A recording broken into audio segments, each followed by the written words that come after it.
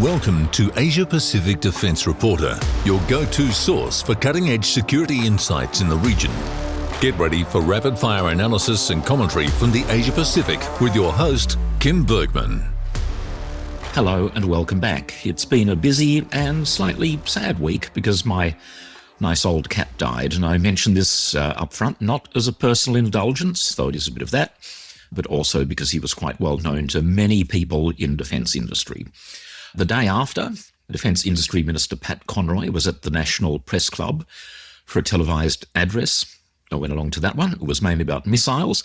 And while I welcome all of the news about $7 billion worth of SM-2 and SM-6 missiles and the future licensed production of the Naval Strike Missile, the Joint Strike Missile, and GMLRS, the thing that gets shot from HIMARS launchers, all of those things strengthen the ADF. But what do all of these missiles, weapons, have in common? Have a guess? They are all either fully imported or manufactured under license.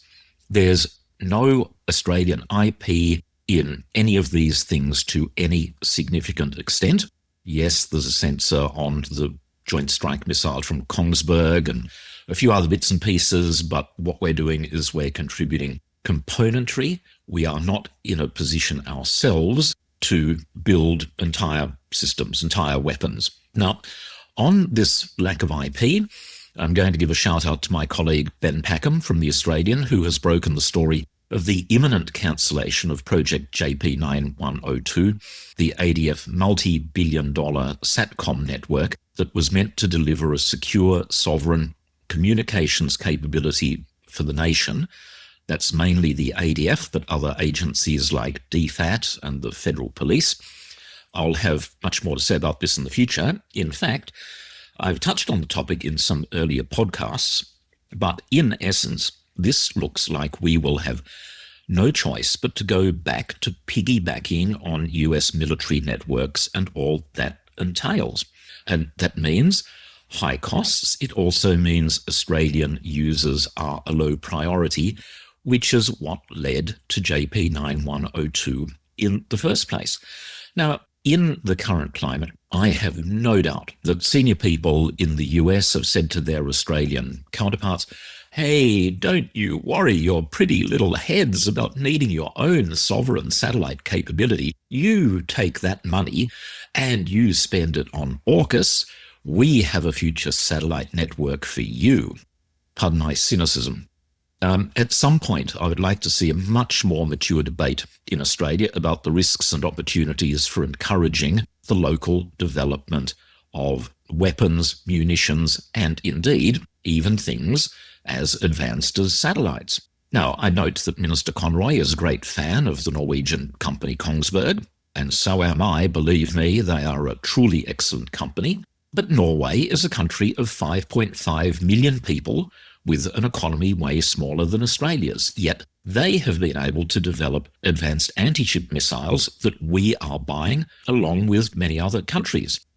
And in a few years, we will be manufacturing them here under license. But does anyone in defence and the government think, hang on, if a little country like Norway can develop advanced weapons, why can't we? Well, obviously no one has these sorts of thoughts any longer, and everything revolves around building things locally that other people have invented. Changing that mindset will require a major change to policy settings, and frankly, I see no appetite for that either from the government, the coalition, the Department of Defence, or any of the services. It's just non-existent these days. Now, getting back to Minister Conroy, you might recall that in the last podcast I spoke about the US nuclear submarine programs for both SSBNs and SSNs slowing down, not speeding up. That, by the way, is fact, not conjecture. My colleague Andrew Green from the ABC asked Minister Conroy if he had been briefed on the situation, and what he received was the following waffle. I'm not going to read the whole thing, but I'll just give you a flavour of it. Blah, blah, blah. In my recent trip to the United States, a submarine industrial base was obviously a frequent topic of conversation. The US is putting $17 billion into uplifting their submarine industrial base to deal with the supply chain issues, including our contribution of $3 billion. By the way, Minister, no, wrong. It's not 3 billion. You are using the US number. It is 4.6 billion Australian dollars. Please tell the truth. The Minister continues. Progress is being made. For example, I visited an Australian company, Austal's very large shipyard in Alabama, blah, blah, blah. Now, not a single word of that was addressing the actual question. That is, that undoubtedly submarine production is slowing down, not speeding up. I just wish that, again, with this false number of $3 billion, politicians would stop doing that because, frankly, it's just dishonest and it keeps on falsely minimizing the amount that we're handing over. Anyway, as it happens, this is a topic of my current editorial, and I'll just mention that in the publishing cycle, about every 4 or 5 weeks, one of these podcasts overlaps with an edition of the magazine going online. You'll get a lot more detail in that. I encourage everyone to go and look at the mag. We need all of the views that we can get. Anyway, the topic of my current editorial is Defence actually briefing ministers about what is happening regarding nuclear-powered submarines? Does Defence itself know?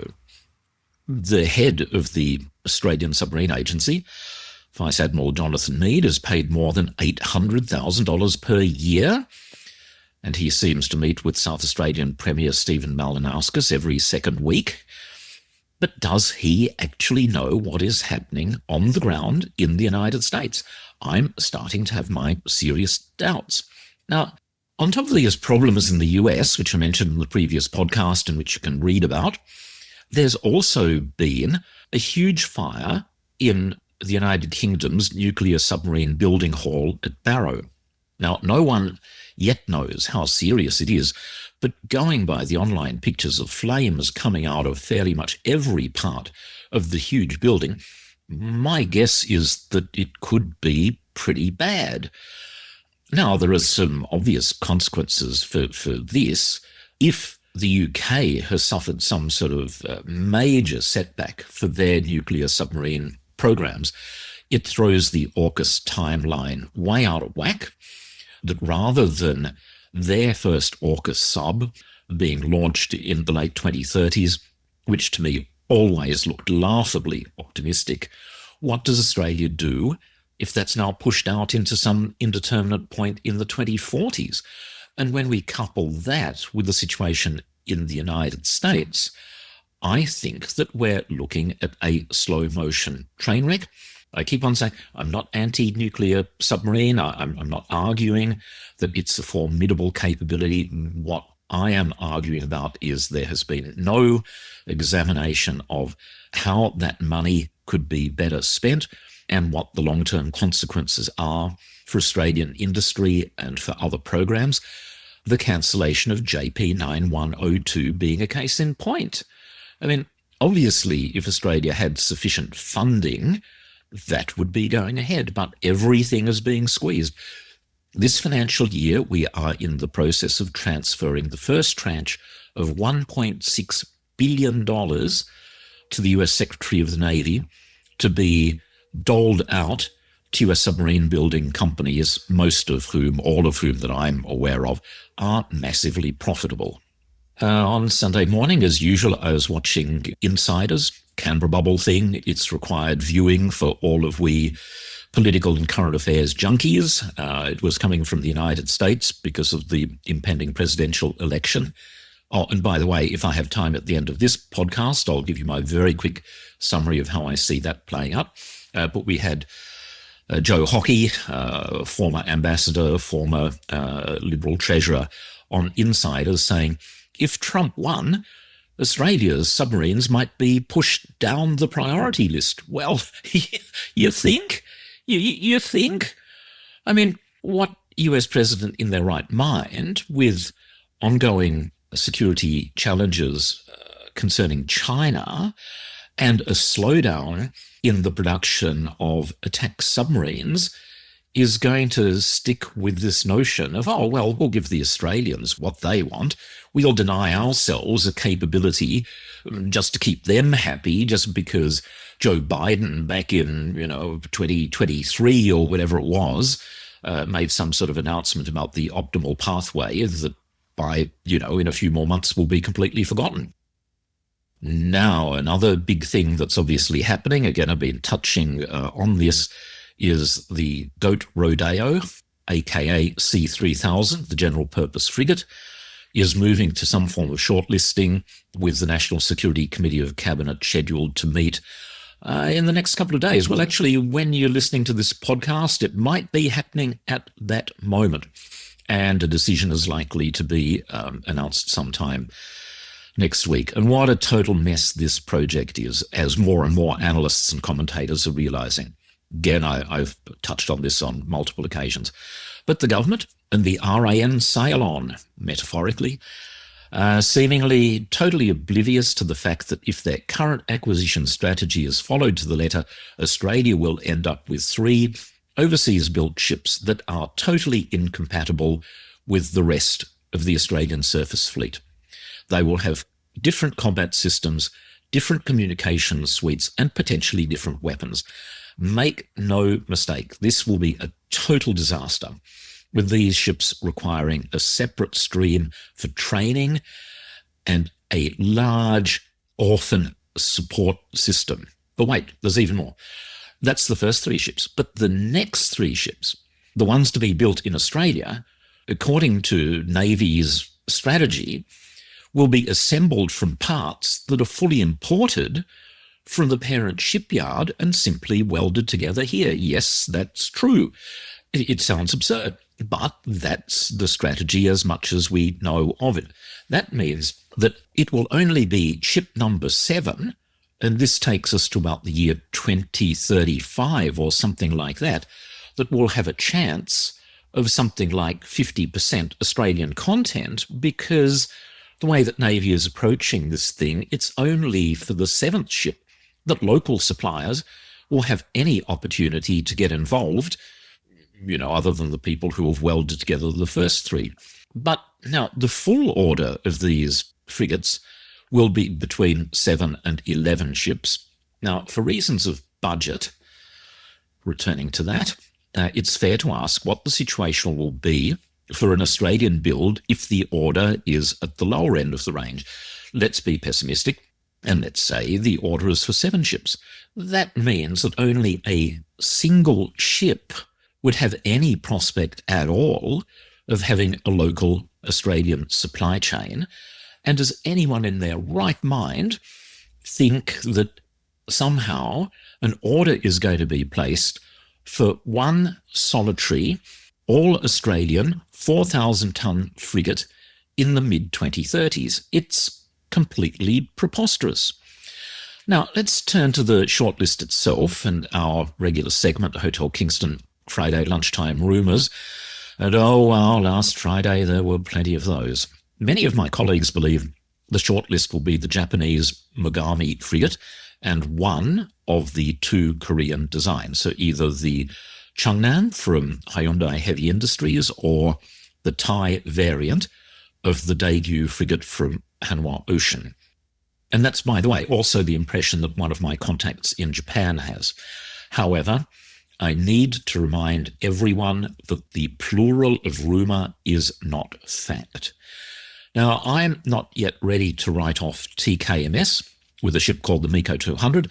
I'm slightly biased because I used to work for that company and I admire German naval engineering. But I seem to be in the minority here. Now, when we were comparing notes, none of us have heard anything encouraging recently about the Spanish shipbuilding company Navantia, well, their prospects for C-3000 to be very specific, and it might be that ongoing repair issues with Navy's 2 large supply ships could be counting against them. But let's think about the Surface Fleet Review that is the genesis of this mess in the first place. The Corps supposedly is buying off-the-shelf ships, but let's look at the list. The Mogami variant is listed as the FFM. It's an excellent ship, but it doesn't yet exist. It's considerably larger than the current Megamis, some of which had early crew habitability issues, as well as for the first 6 lacking a vertical launch system. So that's a new ship, not an off-the-shelf thing. Then the review listed Korean Batch FFX Batch 2 and Batch 3 frigates. Again, I've touched on this before, not realizing that they are, in fact, completely different ships. So rather than 1 bid from Korea, they have now received 2. And that means, so rather than the 4 designs listed in the Surface Fleet Review, it will now have to be 5. Look, the MEKO 200 exists, so no problem with that one. Now, since the Anzac frigates themselves are an early MEKO design, it's good to know that some people in the RAN actually remember what it is that they are operating. Now, for me, the final choice of the Navantia Alpha 3000 is strange. Many people, including me, really have no idea why it's on the shortlist, because it's a Corvette just a bit over 2,000 tons, which is half the size of the Japanese Megami or the Hyundai Chang'an. And I actually think it might have been some people who didn't know what they were doing, seeing Alpha 3000 and thinking it was 3,000 tons. No, it's just a marketing name. They didn't even use Wikipedia. Now, putting all of this together, this shortlist is riddled with factual errors. Now, and people have been paid millions of dollars, possibly tens of millions, in salaries and consulting fees to come up with this load of rubbish. A load of rubbish that Defence Minister Richard Marles has happily signed off on. If the Surface Fleet Review and the government's response to it were a high school assignment, it would get 3 out of 10 for being riddled with so many obvious mistakes.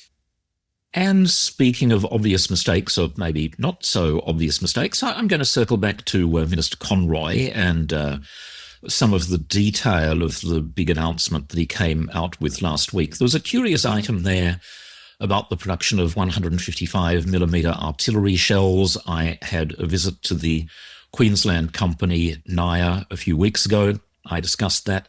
They have a forge that is currently, it's a big hammer basically, that squeezes molten steel into shapes, making 155mm shells. They're going to Germany and from there probably to Ukraine. We don't know that officially.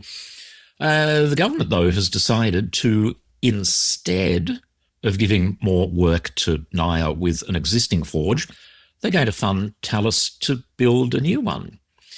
Now, as an Australian taxpayer, I just don't get that. NIA could be knocking out the new US-designed shells in 2026. It'll take Thales up until 2028 to get their plant up and running. So there's something fishy about that one that I'll investigate further. I've got a few seconds left, so US presidential election. I think that it will be Kamala Harris by a small but unambiguous win.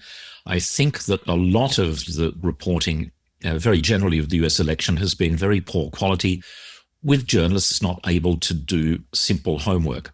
Now, the Republican Party over the last few months has funded about 100 separate opinion polls that are showing skewed results towards Donald Trump. This is so that when it's fed into the average of average polls, it makes Trump look highly competitive everywhere. He claims to be ahead in many states. And this, I think, is setting up the way for, yet again, the stolen election narrative. If you take those incorrect opinion polls out of the mix, it looks better for Harris. It's not enough for a conclusive win. My feeling is that, as I say, that it will be narrow, but it will be unambiguous. We will then see what Donald Trump and his supporters do in reaction. Could be tough times coming up ahead for the US. Okay, that's all I've got time for. Thank you very much for listening. Goodbye for now, and see you next time. That's today's Asia Pacific Defence Reporter. For more in-depth articles, expert opinions and exclusive interviews, visit AsiaPacificDefenceReporter.com. Stay informed, stay ahead. This is your source for all things defence. Until next time.